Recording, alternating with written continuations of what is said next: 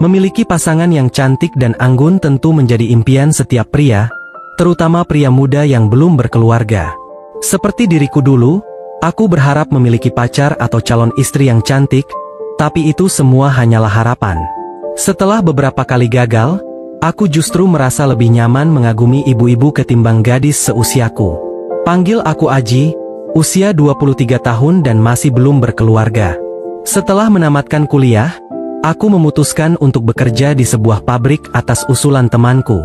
Pabrik ini berpusat di luar negeri, namun membuka cabang di Indonesia. Letaknya tidak jauh dari perkampungan, sehingga aku memutuskan untuk mengontrak rumah di dekat pabrik. Aku sengaja memilih kontrakan yang sederhana. Bagiku, yang penting tempatnya nyaman dengan harga yang terjangkau. Maklum, aku juga harus berhemat untuk biaya makan dan kebutuhan lainnya. Di kontrakan itu, aku tinggal bersama seorang wanita yang sudah berusia 40-an dan anaknya yang berusia 10 tahun. Sementara itu, di sebelah barat terdapat kontrakan lain yang dihuni oleh Pak Amin dan istrinya, Bik Mila, yang terkenal judes dan sinis. Aku orang yang cukup akrab dengan Nek Romlah, istri Pak Amin, karena selain baik, ia juga sering memberiku nasi atau kue sisa jualannya. Berbeda dengan Bik Mila yang kadang terlihat judes dan tidak terlalu ramah saat aku menyapanya. Seperti kosan pada umumnya, tempat jemuran dan kamar mandi terletak di belakang. Maklum, kontrakan murah, jadi kami harus bergiliran untuk mandi dan menjemur pakaian. Semula, tidak ada yang aneh selama aku tinggal di sana. Namun, di bulan keempat, hal yang janggal mulai kurasakan. Tepatnya pada pagi hari, kebetulan hari itu adalah hari Sabtu, hari libur di mana aku bisa beristirahat. Pagi itu, aku sempatkan diri untuk mencuci seragam yang hampir seminggu aku gunakan, dan aku jemur di gantungan yang sudah disediakan. Aku sengaja mencuci seragam pagi-pagi agar tidak keduluan Bik Mila dan Nenek Romlah yang hampir setiap hari mencuci di sana. Setelah itu, aku pergi ke rumah teman kerja karena ada beberapa urusan pabrik yang harus aku selesaikan. Singkat cerita, siang harinya, sepulang dari rumah temanku, aku bergegas membuka pintu belakang untuk mengambil jemuran tadi. Namun, saat hendak mengambilnya, aku menemukan sesuatu yang aneh. Sebuah kertas kecil yang terselip di saku seragamku. Sempat aku marah, namun anehnya, ada perasaan lain yang timbul di benakku. Entah apa maksudnya, namun aku yakin jika bukan Nek Romlah, pasti Bik Mila yang pelakunya. Kuabaikan sejenak masalah tersebut. Lalu, beberapa hari kemudian, pagi itu aku hendak mandi karena ada rapat dadakan di pabrik. Namun, mendadak urung karena Bik Mila mendahului pergi ke kamar mandi.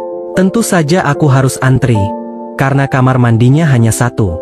Aku menunggu di pintu belakang kontrakan sambil duduk dan mengotak-atik ponselku. Tak lama kemudian, kudengar seseorang memanggil, "Bik Mila," dari kontraknya.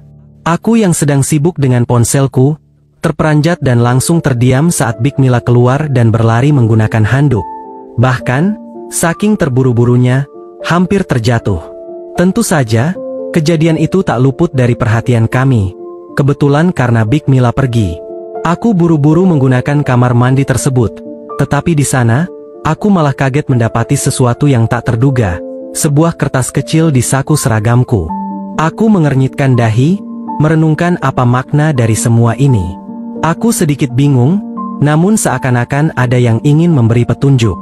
Beberapa hari kemudian, sepulang kantor, aku mampir ke kontrakan. Pagi itu, seperti biasa, aku sedang terburu-buru, namun kali ini kebetulan aku bertemu dengan Pak Wito, suami dari Romlah, yang sedang tersenyum menyapaku.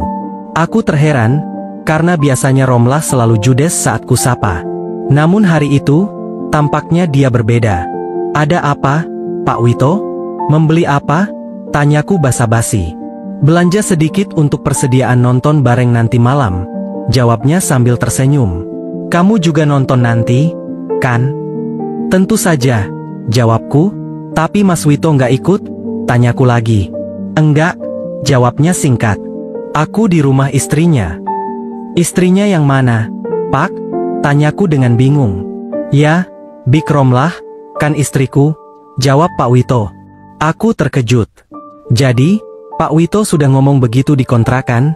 tanyaku dengan penuh rasa ingin tahu. "Ya, Nanti kita bicara lebih lanjut, jawabnya. Setelah selesai berbelanja, aku dan Big Mila pulang bersama.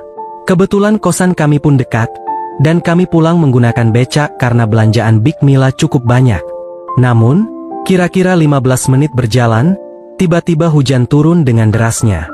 Tentu saja, tukang becak kelabakan dan membuka gulungan plastik sebagai atap becaknya. Aku merasa canggung berada di dalam gulungan itu, apalagi dengan keadaan yang tak terduga. Dengan jarak dekat dari Big Mila, yang aku heran kok aku diraba gitu, kami sama-sama diam hingga tak lama kemudian, tiba-tiba Big Mila menoleh ke arahku. Ia tersenyum sejenak sebelum akhirnya berkata, "Ayo, kemarilah."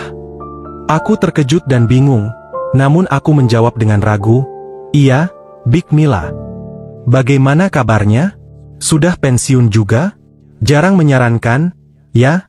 sahutnya. "Hanya seminggu sekali." Aku hanya bisa tersenyum dan menanggapi, "Ya, begitulah." Aku tak langsung pulang, tapi malah menuju kontrakan Big Mila. Di sana, rupanya ia menyiapkan saran dan langkah-langkah untuk permasalahan yang sedang aku hadapi. Masalahnya, aku belum tahu harus bagaimana. "Jangan khawatir, Bibi bantu doa," sahutnya sambil memberikan hikmah kehidupan dunia fana. Aku sedikit terkejut, tetapi setelah dipikir-pikir, tak ada salahnya jika aku sekedar membantu memberi solusi. Cuaca memang sedang sejuk, dan rupanya meski baru pertama kali meminta saran, sikap Big Mila yang judes kini tampak menghilang. Ia malah tertawa sambil memanggilku dengan nada lembut. Sebelum kembali ke kontrakanku, Big Mila sempat bercerita bahwa selama ini, ia hanya menjadi penerima segala keperluan dapur seperti sayuran, beras, dan lauknya yang ditanggung oleh Pak Wito. Namun, belakangan, sikap Pak Wito mulai berubah, bahkan acuh tak acuh. Aku mulai paham, mungkin inilah alasan kenapa Big Mila meminta saran dariku. "Makasih. Ya, kalau ada masalah lagi, panggil aku," ujarnya singkat. Beberapa hari kemudian, sore hari, aku diajak Big Mila berbelanja ke pasar. Aku yang sudah rapi segera menuju kontrakannya, namun baru hendak melangkah, tampak Nek Romlah duduk di depan pintu kontrakan sambil memijat kakinya. Tentu saja, aku bingung dan sedikit sungkan untuk menemui Big Mila, khawatir Nek Romlah bertanya-tanya. "Nek, mau kemana, Ji?" "Ke rumah pacar." "Ya?" tanya Nek Romlah menyapaku. "Enggak, Nek. Mau cari makan di warung," sahutku.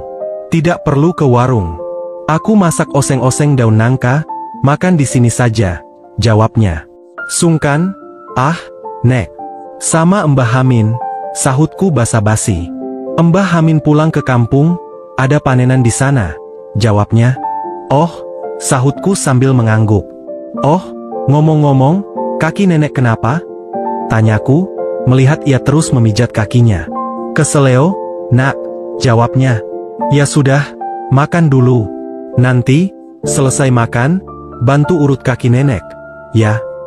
Aku bingung, namun setelah ia dengan baik hati menawarkan makanan, aku mengangguk dan melangkah menuju meja makan. Setelah selesai makan, Nek Romlah rupanya sudah menungguku di kursi tamu dengan balsem dan koin untuk membantu mengurut kakinya. Sambil duduk, aku bertanya, "Mana yang keseleo?" "Ya, ini," jawab Nek Romlah sambil menunjuk kakinya. Lantas, ia bercerita mengenai kejadian-kejadian lainnya. Tiba-tiba, ia berkata hal yang membuatku terheran. "Ngomong-ngomong, kemarin ada yang naruh sesuatu di saku seragammu." "Ya, Dek?" tanyanya. Aku terkejut. Bagaimana Nek Romlah tahu? Jangan-jangan Big Mila yang bercerita? Pikirku. Ternyata, memang benar, Nek Romlah tahu. "Iya, Big Mila yang meletakkan barang itu," bisik Nek Romlah. Aku terdiam dan merasa tak percaya. "Big Mila?" tanyaku. "Ya, Big Mila," jawabnya dengan senyum lebar.